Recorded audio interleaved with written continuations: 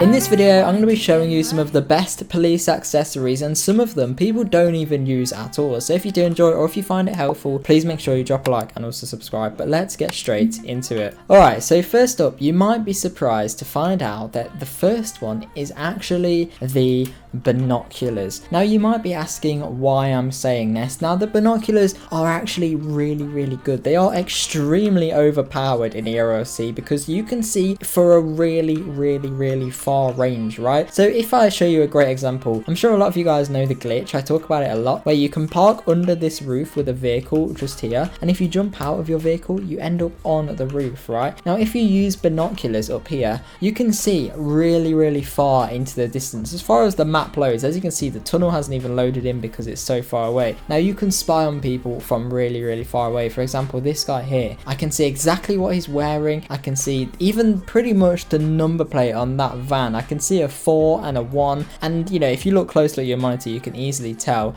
the license plate on vehicles. This one here, for example, I can easily tell you that's like XWW788, I think, which is really easy to find license plates on cars. And look how far away I am from this vehicle. You can barely even see the vehicle as it is without using the binoculars, and barely anyone uses them. Now you don't even need to be up here on top of a building. Even if I was down here, right, I can still easily see the license plate of that vehicle, easily the license plate of the van. You can even see how many balloons this guy's got on his avatar, and that this guy here is like wearing a Valk, I think, or something similar to a Valk. But look, you can't even tell where these people are if you don't use the binoculars. So it is so good, and I don't see anyone using it, and I don't know why. Because if you're trying to, because whatever you see, you can just communicate in police radio, and you can be like a spy, and it can be really useful for catching really high star wanted criminals. You can also use the binoculars to spy inside of a building through the windows as well. So very useful. And the next one is also one that a lot of people don't use, and that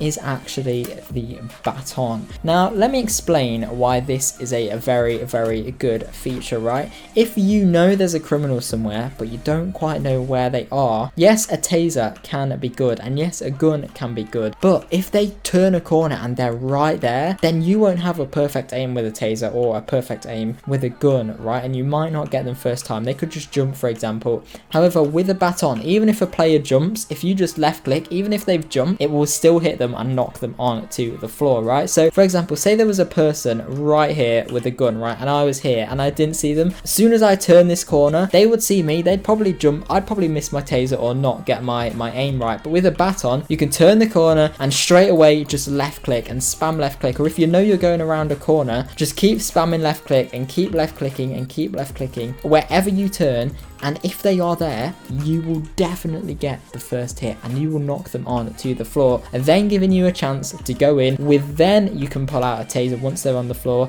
and then handcuffs, and then you can go and arrest them. And it can be very useful. That guy over there is probably like, what is he doing?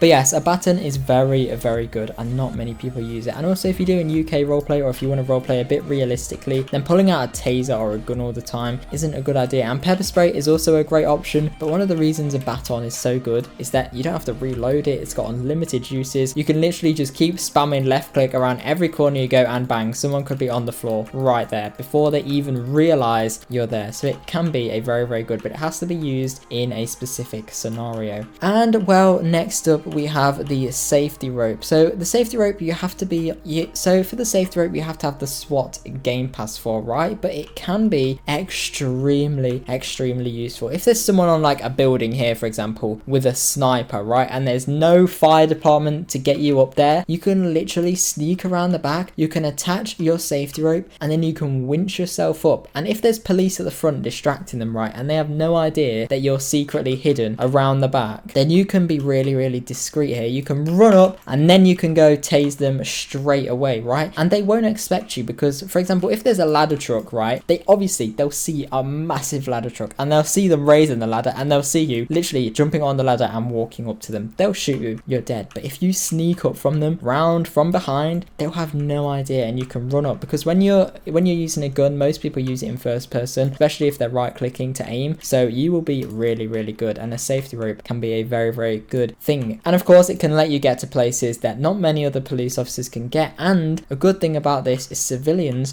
do not have a safety rope, so civilians cannot have that advantage. It's a huge advantage if you use it correctly. Having all of this equipment, there's nothing wrong with it. I see loads of people that just have like the handcuffs and a taser there, which yes, of course, they're the most important ones, and maybe a gun as well, but that's not actually going to help you properly arrest criminals, is it? Now I'm going to quickly grab my handcuffs here. This guy still thinks that I am a civilian, so if I just run up here, sneak around here and taser him, bang, easy. You see how easy that was to get 5 stars there, just sneaking around. And again, like I said there, you could have just used a baton and easily got them, but obviously I saw him, I knew he was there, so yeah, I just arrested him. That was a bit cuff rushing, sorry guys. But yes, a safety rope can be very good. And now let's move on to the next one, which as you can see is a spike strip. Loads of people use a spike strip. The next two are really obvious ones. So the first 3 were the main ones. These 2 are just the really obvious ones. It's a spike strip. Everyone knows how useful these spike strips are. You place it, you drag it across, and bang, someone drives over it, their tires are popped. They are done. All 4 of them are completely popped, and the range on this as well is really good. You see it extends all the way over here, even all the way onto the pavement. If there was another building here, they would absolutely be screwed, right? I nearly got that guy's tires, but I don't think he's wanted anyway. But yeah, the spike strip can be very useful. As I'm sure all of you guys know, loads and loads of people use the spike strip, and if you're in a pursuit, it can be good. For example, if you see someone on the highway, or even if you see someone there, if you've got a spike strip, you jump out, you place it, and you bring it across, and there you go. It will get their tires almost straight away. It requires such short notice, literally click, and it's done. That's how easy it is. Let's test. You jump out, spike strip, click, and click. There we go. I've got too many spikes down, so it didn't place because I've already got this one, but normally it would have placed. So very good. And then finally, of course, obvious one is the taser. Everybody knows the taser is so unbelievably good. Like, you can do anything with the taser. Like, as I was mentioning earlier, the taser is great for long range ish, not completely long range, then you need a gun. This guy's pulling me over. He does not even realize that I am a cop, you know. Oh well, let's just pull over and see what he has to say. But as I was saying, a taser can be really good